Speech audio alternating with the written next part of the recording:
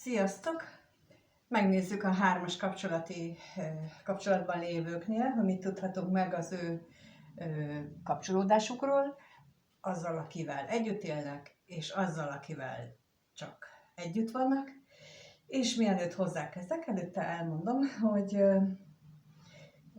a július 31-i videóban beszéltem arról, hogy szeptembertől egy Orion csillagda elnevezésű önmegismerési csoportot szeretnék indítani,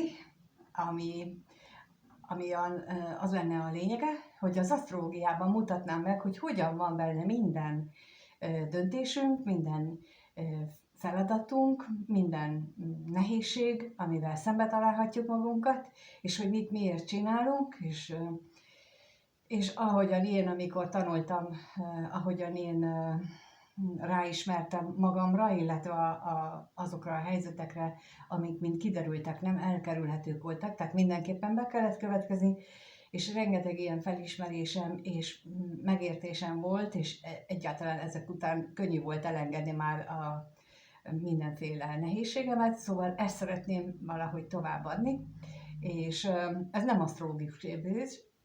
asztrológus képzés lesz, hanem kifejezetten erre és személyes jellegű, hát úgy értem személyes jellegű, hogy nem egyenként, de akik résztvevők, az ő számukra fontos dolgokat fogjuk külön kihangsúlyozni. És egyébként ezzel kapcsolatosan kérem a segítségeteket egy kérdőívvel, mert ugyan az ötlet, a gondolat, az, hogy mit, hogyan csináljunk, vagy csináljak, az körülbelül benne van a fejemben, de még nem 100% is, még nagyon, és az utolsó előtti lépésként még szeretném megkérdezni a véleményeteket, és ezt a tegnapi videóban, illetve a július 31-i videóban részleteztem, úgyhogy beteszem a leírásba és a kommentbe is a linkjét annak a videóba, ott be van időkódolva, tehát nem kell az egész videót végignézni, hanem csak ezt a részt, de ide beteszem külön is azt a kérdőívnek a linkjét, ahol mindjárt rá tudtok menni, és ott ugyancsak leírtam sok mindent, meg hát mindig mondok sok mindent, mert rengeteg mindent tudnék mondani erről, és remélem, hogy ezzel megint lesznek olyanok, akiknek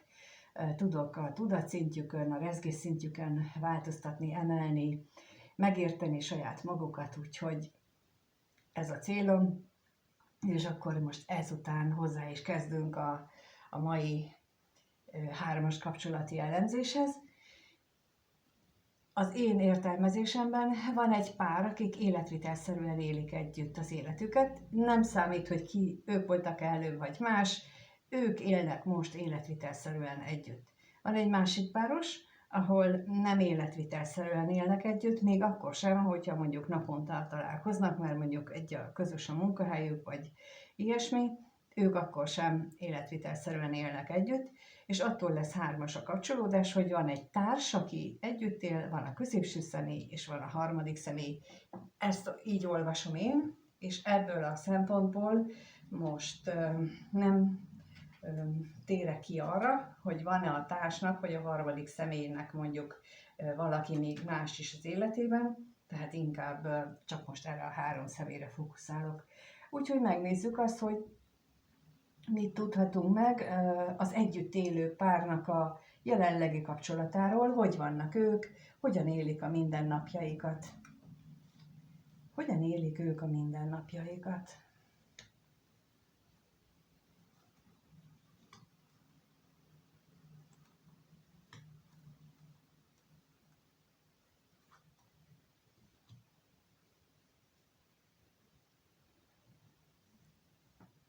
Úgy látom, hogy sok esetben ez elkötelezett kapcsolódás, tehát valódi mondjuk olyan elkötelezett kapcsolódás, ahol mondjuk gyerekek is vannak, vagy pedig hivatalossá tett kapcsolat, és ami látszik, az nagyon fontos mind a kettejüknek ez a kapcsolódás, illetve úgy fontos, hogy ez hozzátartozik az ő gyökereikhez, ahonnan ők jönnek. Ez a fajta kapcsolódás, ezt ezt ma mondhatnánk már ezt, hogy a régi módi módon, mert ma mindenki mindent változtatni akar, és többek között ennek is eljött az ideje, hogy ezeket is felülvizsgáljuk, mert nagyon fontos, hogy ki és miért van ebben a kapcsolatban. Itt az látszik, hogy ezt a kapcsolatot egyfajta toxikusság tartja össze. Lehetséges, hogy társfüggőség ez a toxikusság, az is lehetséges, hogy egyéb más függőségek is vannak benne, a gyerektől való függés, vagy a gyerekeknek a túlzott ajnározása. Na például, amikor így azt mondom, hogy önmegértési csoport, amit csinálunk, hogy vannak kifejezetten utaló jelek az asztrológiában, a születési képletünkben, amikor tudnunk kell, hogy bizony az a feladattal születünk, hogy ilyen imádattal csüggünk a gyermekünkön, de pont az a lényeg, hogy megtanuljunk megfelelő távolságot kialakítani olyan módon. És ez benne van a képletben, és itt akár itt is erről is lehet szólni, mint mondtam, itt valamiféle függőségről van szó, és nagyon sokféle, ilyen értelemben nagyon sokféle függőség jöhet szóba. Megnézzük akkor, hogy mit jelent itt a hamisság, miért van itt ez a hamisság, mit akar.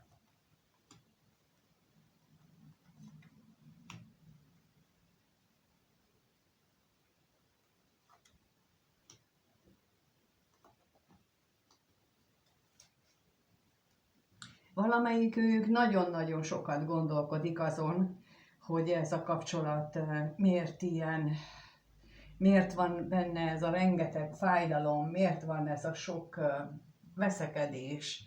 Tehát miért csinálják ezt egymással? Ilyenkor, amikor ilyen függőségi kapcsolódás van, akkor bizony mind a kettejüknek rossz, ez a tipikusan a sebelet-senértület kapcsolódás, vagy egyik, vagy már mind a ketten ráébredtek arra, hogy az egyikőjüknek sem jó, de miért vannak együtt, és nem tudják megfejteni, pedig nagyon sokszor pont ez lenne a lényeg, hogy megértsük, hogy valamelyikőjüknek biztos, hogy van egy ilyen, vagy egy elengedési feladata, tehát, hogy az kell ebben az életben, az az egyik ilyen életfeladata, vagy a legnagyobb, hogy megtanuljon elengedni mindenfélét, vagy pedig pont az ellenkezője, hogy ne akarjon már mindent elengedni, hanem ne vegyen mindent túl könnyedén, hanem stabilizálja a dolgokat. És itt valamelyik ilyenről van szó, legalábbis az egyikőjük már ezen elgondolkodik, még ha nem is tudja rá a választ, akkor is legalább már gondolkodik rajta. Megkérdezem még, mi ez a levél?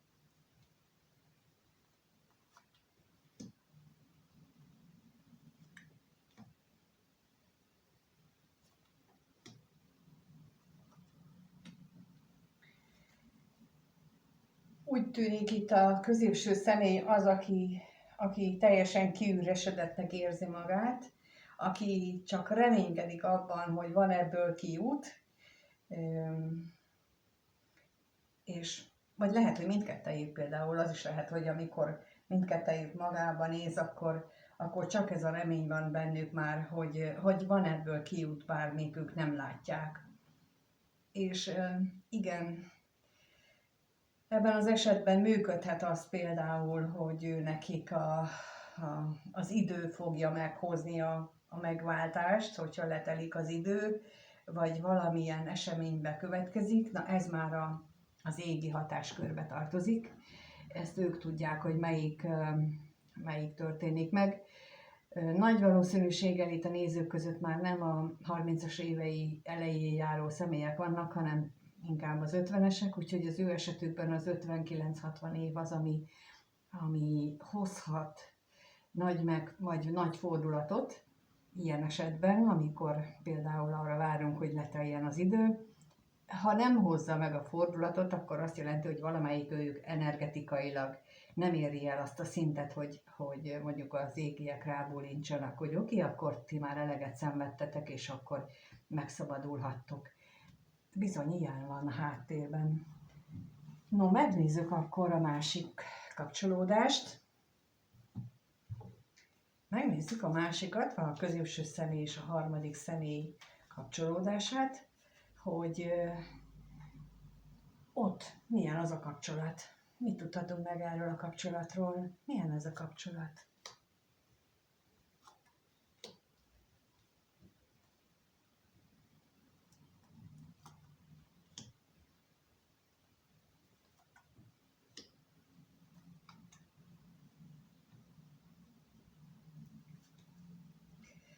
Úgy látom, hogy itt ez a kapcsolat tele van szenvedéllyel, tele van vággyal a találkozásra vonatkozóan, viszont az is látszik, hogy itt a magányosság is fölveti a fejét, mert lehet, hogy a középső személy vagy a harmadik személy attól függően, hogy ki az, aki melyik kapcsolatban ki az, aki nehezebben viseli, de itt valamelyik őknél egyre erősödik az a fajta magábaroskodás, amikor a reménytelenséggel párosul már ez a magábaroskodás.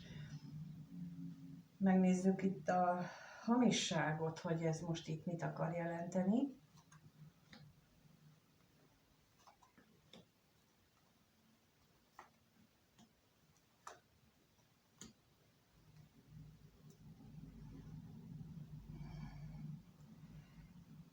Azt a fajta bizonytalanságot mutatják a lapok, amit mondtam, hogy itt nagy valószínűséggel a középső személy, vagy hát ugye akár a harmadik személy is lehet, de leginkább itt a középső személyt érzem, az, aki nem tudja eldönteni, hogy mit csináljon állandóan, akkor ő jár az esze, vagy a gondolatai, hogy a család, nekem muszáj végigcsinálni, muszáj megcsinálnom, muszáj megtartanom, és itt bizony erről lehet szó, de a másiknál is lehet, tehát hogy a harmadik személynél is, ott is, hogyha ez is benne van a pakliban, akkor bizony nála is itt lehet ez a kétségek, nála is jelen lehetnek ezek a kétségek, hogy most hogyan lépjen tovább, mit csináljon.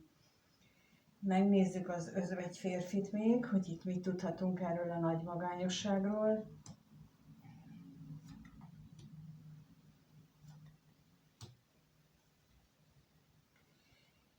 Itt azt hiszem, hogy a harmadik személlyel kapcsolatos érzelmei az, ami látszik, meg az, hogy ő például a középső személy úgy gondolja, hogy ők tulajdonképpen egy párt alkotnak, érzelmileg mindenképpen, és van közös múltjuk, vagy ebből az életből, vagy már előzőből, de mindenképpen azt érzi, hogy ez egy nagy közösség élményen alapuló kapcsolódás a kettejüké.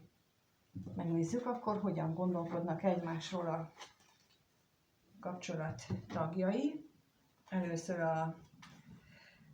az együtt élő kapcsolatban lévőknél a harmadik, vagy a középső személy és a társnak a gondolatait egymásról.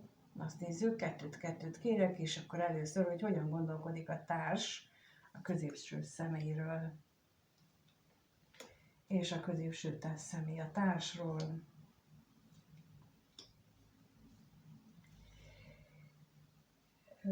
Hát én úgy látom, hogy a társ a sorsot okolja, mert teljesen bele van betegedve ebbe az egészbe, vagy azt gondolja, hogy a középső személy az egy agyilag zokni személy. Na igen, akkor szokott előfordulni, amikor a tudatszintjük nagyon eltérő. Ugye lehet fiatalon, vagy hát korábban, amikor ők összekerültek, akkor hasonló tudatszinten voltak, de közben, hogy telik az idő, egyre inkább érvényesül az, ami például a születési horoszkópokban benne van, hogy kötelezően megoldandó feladatok, és például, ha az egyiknek pontosan ez van benne, hogy neki muszáj a tudat szintjének változnia, emelkednie, akkor ő elkezdi tudatszintileg, rezgésszintileg lehagyni a másikat, és onnantól kezdve ők nem értik meg egymást.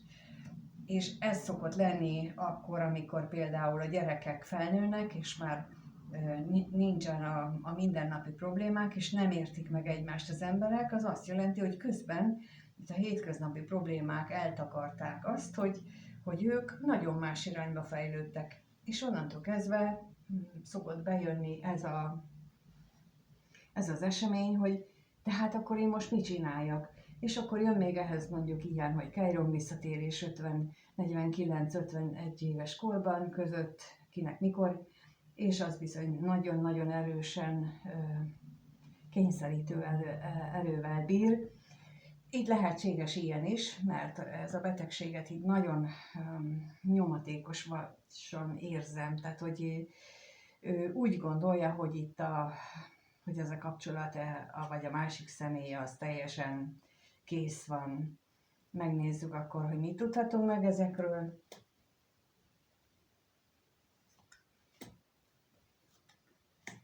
A gondolatokról.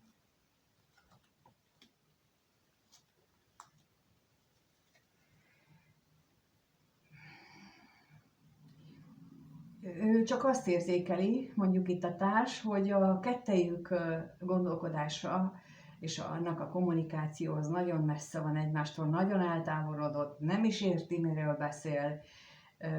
Leginkább csak az anyagiak azok, amelyek még közös témát jelenthetnek, tehát hogy keressünk, meg menjünk el a boltba és mit vegyünk, tehát ez maradt meg a kettejük életében. És ez az, ami az egyetlen, ahol még értik egymás szavát, és a többivel valószínűleg meg már nem, mert itt is az látszik, hogy a társ úgy gondolja, hogy a középső személy az kommunikációjában is nagyon-nagyon eltávolodott tőle, vagy egyáltalán nem is kommunikál vele.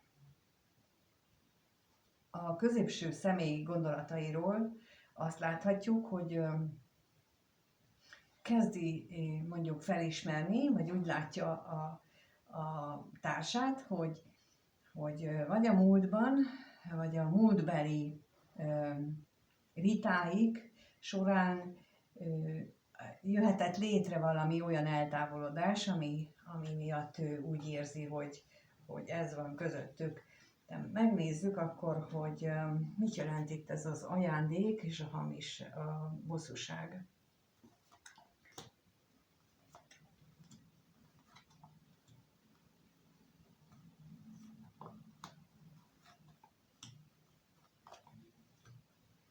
Igen, tehát így azt mondják, hogy úgy gondolja a középső személy, hogy amikor ők találkoztak, akkor úgy nagyon is jól tudtak együtt lenni, elég sokáig működött kettejük között ez a fajta szokásrendszer, ahogyan ők éltek, viszont amikor az érzések kezdtek megfakulni, illetve háttérbe szorították az érzéseket, mert például össze kellett szorítani a fogukat, és úgy kellett valami miatt a mindennapokban küzdeniük, akkor onnantól kezdve jöttek elő ezek a viták, és onnantól kezdve lettek ezek a veszekedések, ami aztán már oda jutott ahova. Megnézzük akkor a másik kapcsolatot, hogy ott mi van. Mit tudhatunk meg abban a kapcsolatban? A középső személy és a harmadik személy közöttük hogyan gondolnak egymásra. Itt is kettőt kérek, és először a középső személy, hogy gondol a harmadik személyre, hogy gondol rá. És a harmadik személy a középsőre. Nos, a középső személy tulajdonképpen fél ettől a harmadik személytől, illetve fél attól az új kezdettől, amit vele megélhetne, és ez a félelem az, ami lehet, hogy őt visszatartja bármilyen lépéstől. Megnézzük, hogy miért van itt ez a félelem, féltékenységre és a gyermekre kérek.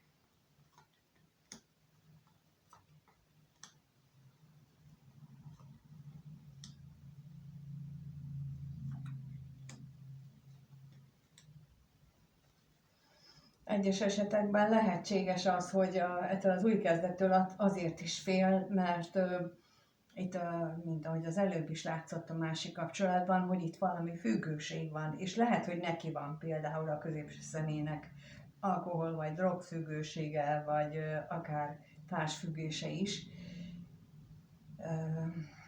és azt nem olyan értelemben értem, na mindegy, szóval, hogy ez a társfüggés, ez azt jelenti, hogy ő úgy éli meg az életet, hogy ő nem tud egyedül élni. És ezen nagyon sokan vagyunk így, hogy azt hisszük, hogy mi egyedül nem tudunk élni. Társfüggés lehet akkor is, amikor például egy narcisztikus társunk van, és ő hosszú évek alatt nagyon jól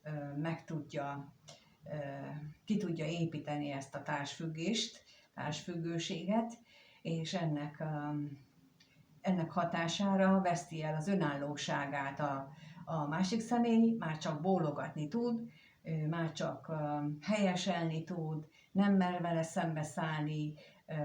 Ilyen esetben van az, hogy egy ilyen narcisztikusnak a munkássága, vagy munkálkodása eredményeként ilyenkor van az, amikor teljesen elhiszi a másik fél, az áldozata, a narcisztikus áldozata, hogy semmit nem tud jól, de az a másik az mindent is jól tud, és ezért van az a bólogatás.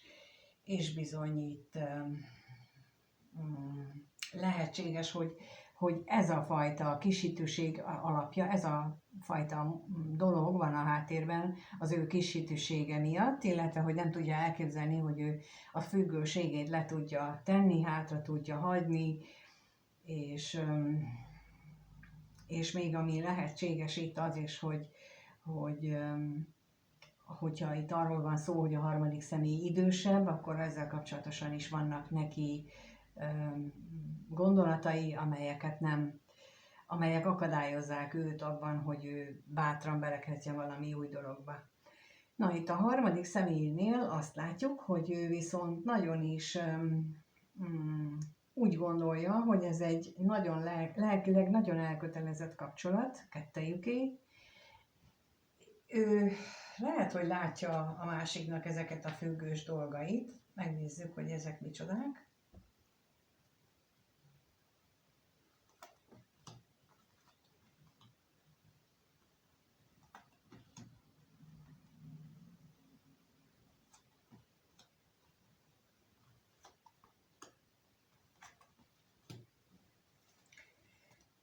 Viszont mivel ő maga nem tudja, hogy mi lenne itt most a helyes, ezért ő inkább rábízza a döntést a sorsra, és a vágyait is mondjuk úgy igazítja, ahogy az égiek akarják.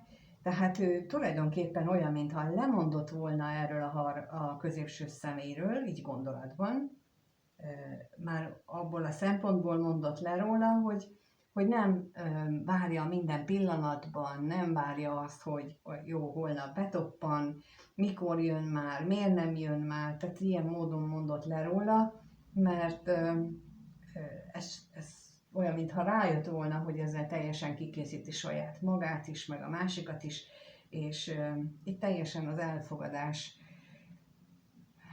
a dolgok elfogadásának az energiája látszik.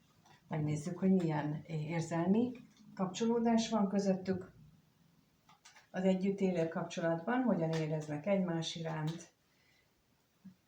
Kettőt ismét, tehát a társ mit érez a középső személy iránt az együtt élő kapcsolatban. És a középső személy a társ iránt.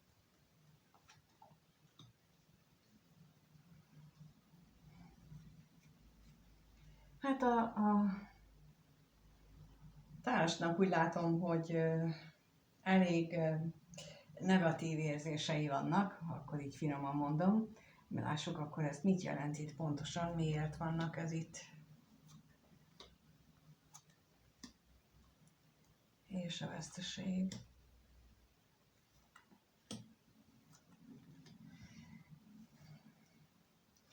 Talán azért is lehetnek, amit ott az előbb is láttunk, hogy ő úgy gondolja, hogy ez a középső személy nem teljesen tiszta. Talán az is lehet itt benne, hogyha itt van valamilyen függőségi probléma közöttük, vagy a középső személynél, vagy nála, mondjuk a társnál, akkor ez is ott megjelenik, hogy az ő gondolataiban, és nagyon sokat gondolkodik azon, hogy most mitől lett ez ilyen beteg, mármint a középső személy, vagy mitől lett ez a betegség, hogyan alakult ez ki, amikor hova lett az újdonság ereje, ami régen megvolt a kettejük kapcsolatában, mert hogy az nyilvánvalóan elveszett. Úgyhogy itt érzelmileg leginkább a veszteség érzelmét, energiáját érzem itt a társ részéről. A középső személy meg úgy látja, hogy olyan érzései vannak, hogy voltak őnek érzései a társa iránt, de már nagyon-nagyon-nagyon messze vannak.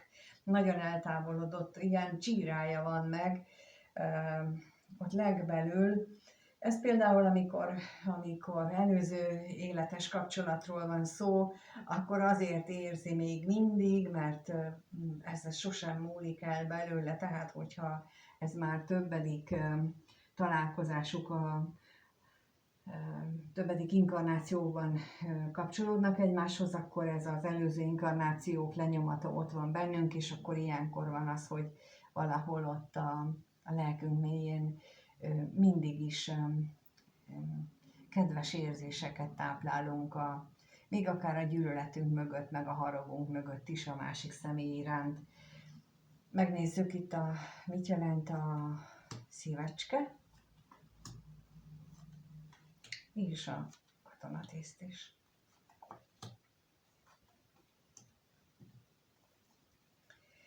Ez akkor változott meg benne, amikor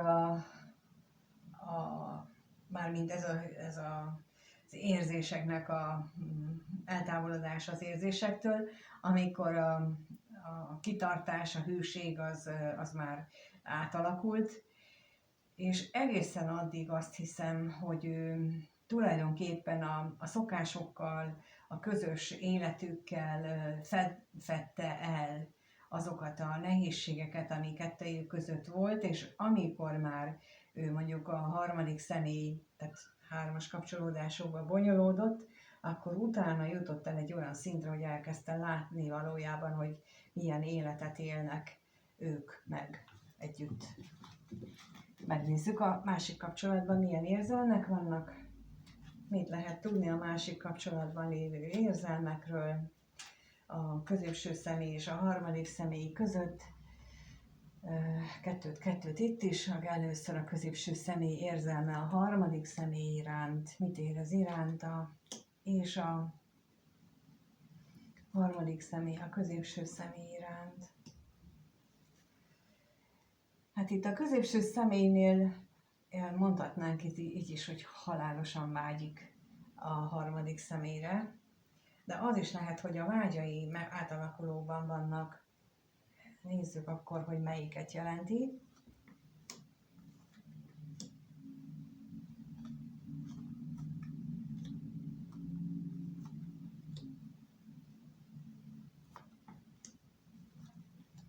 És mindegyiket jelenti, mert valóban átalakulóban vannak a vágyai, viszont az olyan irányba, hogy egyre erőteljesebbek ezek a vágyak.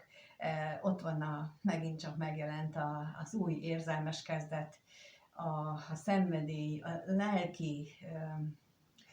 a lelki szinten is, hogy ez a kapcsolódás összejöjjön, tehát hogy így azt látom, hogy a középső személy ilyen a lelke mélyéből kívánja itt a harmadik személynek a harmadik személlyel való kapcsolódást, tehát itt az érzései ennyire mélyek. Míg a harmadik személynél meg azt látjuk, hogy nem foglalkozik a távolsággal. Ő úgy van ezzel a kettejük között lévő eltávolodással, hogy őt nem érdekli. De miért nem? Megnézzük, hogy miért nem.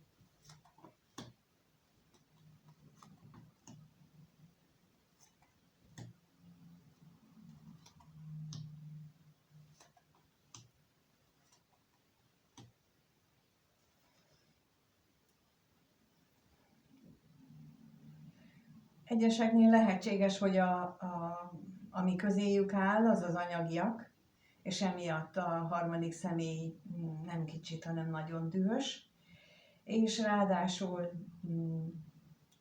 a kommunikáció is közöttük nagyon felszínessé válhatott, vagy szakadozottá, és emiatt döntött úgy a harmadik személy, hogy ő nem foglalkozik itt különösebben már távolsággal, meg érzelmekkel, hanem, mint ahogy az előbb is láttuk, ő tulajdonképpen ezt az egészet lerakta, elengedte, majd jön, és majd lesz úgy, ahogyan lennie kell.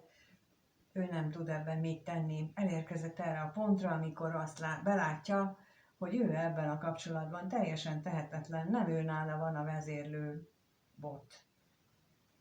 Megnézzük akkor, hogy mi várható az egyik-másik kapcsolatban a következő 1-2 hétben, úgyhogy lássuk, mi várható az együtt élők kapcsolatában a következő 1-2 hétben, milyen lesz az a kapcsolat, mit tudhatunk meg arról, mi lesz ott a legfontosabb, amit mi tudhatunk.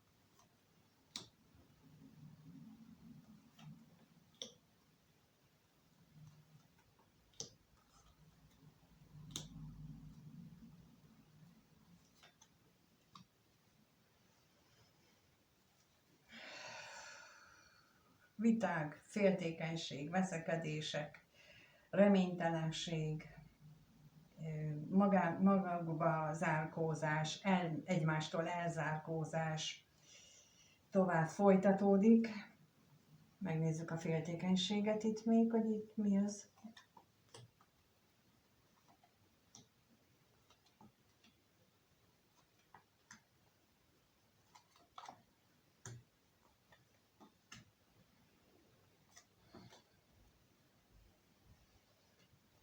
Ami a problémát, a félelmet, a féltékenységet kiválthatja, tulajdonképpen az az, hogy a múlthoz való beteges ragaszkodás, pedig jó lenne már hátrahagyni ezeket a gondolatokat, mind a ketten tudják, és mégsem képesek rá. Ezek a félelmek, amelyek akár az anyagiaktól, a megszokások, tehát a megszokott jólét, az megszokott anyagiakhoz való ragaszkodás az, ami megakadályozza őket abban, hogy hátrahagyják a múlthoz való beteges ragaszkodásukat. Még a reményre kérdezek rá, hogy mi az, amiben itt reménykednek.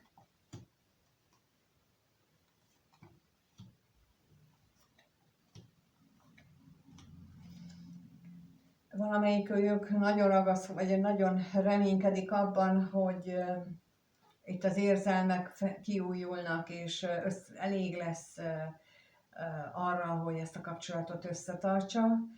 Akár úgy is, hogy esetleg szenvedélyt is megpróbálnak csiholni ebbe a kapcsolatba. Hát nem mindenkinél fog sikerülni, azt hiszem. De ahogy az előbb is mondtam, ahol ez a manipulációs energia ott van, ahol nagyon erőteljesen ott van, hát ott ő még erre is képes. Tehát ezt is meg tudja oldani, mert erre is van technikája. Na, megnézzük akkor, hogy a másik kapcsolatban, a középső személy és a harmadik személy között milyen következő időszak várható, milyen lesz az ő következő időszakuk, a következő 1-2 hét, hogyan alakul az ő következő 1-2 hetük. Mit tudhatunk meg erről?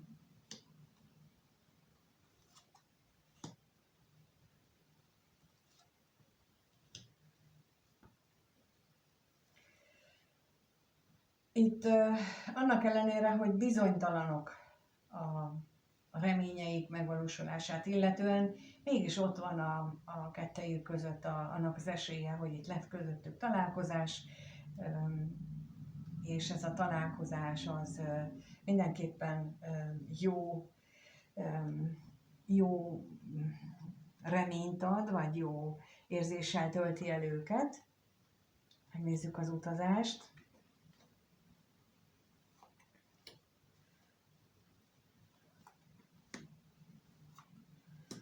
Hát pont ezért néztük meg az utazást, ajjaj.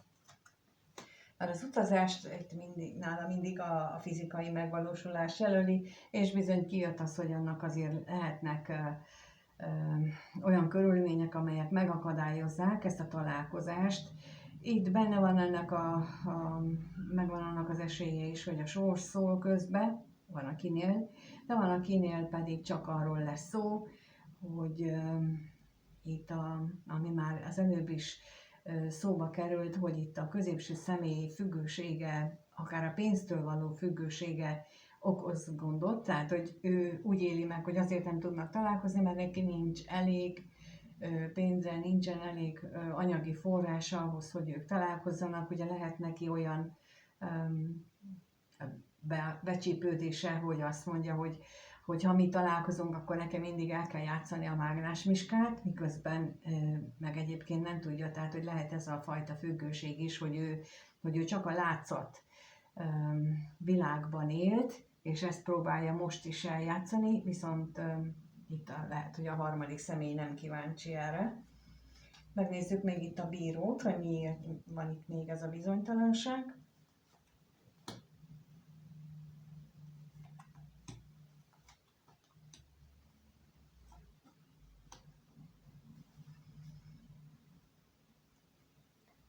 Amiért kevés a remény, az lehet, hogy kettejük nem tudják megbeszélni azt, hogy milyen lenne az ő kapcsolódásuk.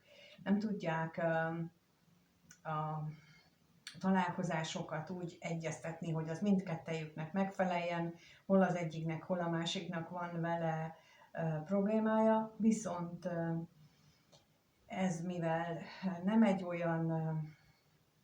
olyan súlyú probléma, nem egy olyan kardinális probléma, ezért ez csak áthidalható, és csak keveseknél lehet, vagy jöhet szóba. De azért itt van az energiája, és akkor erről lehet, hogy ezt így érdemes majd akár harmadik személyként, akár középső személyként, ha itt nézitek, akkor lehet, hogy érdemes ezen elgondolkodni és egyet hátra lépni, hogy attól függően mit szeretnétek. No, hát ennyi az, amit most pillanatnyilag látok, és köszönöm, hogy itt vagytok és megnézitek a videót, és hogyha érdekel benneteket az Orion csillagda, amit új dolgot szeretnék indítani, ez egy teljesen új dolog, sehol nem olvastam még ilyet a világon, amit én most kitaláltam, a saját tapasztalataimból raktam össze, viszont biztos vagyok benne, hogy nagyon-nagyon hatékony lesz. Úgyhogy köszönöm, hogyha érdeklődtek iránta, és gondolom a leírásban megtaláljátok a minden szükséges információt, és köszönöm a kommenteket, az interakciókat. Ja, és még valami, nem kell, hogy tanuljon, nem kell hozzá semmilyen asztrológiai előképzettség, mert itt nem azon lesz a szó, csak annyit fogunk abból megtanulni, hogy ne kínai legyen az asztrológia, és ne csak azt tudja, hogy mi a napjegye, hanem tudja minden mást is, hogy miért van, és itt a miértekre lesz a hangsúly, és ezért várok szeretettel mindenkit.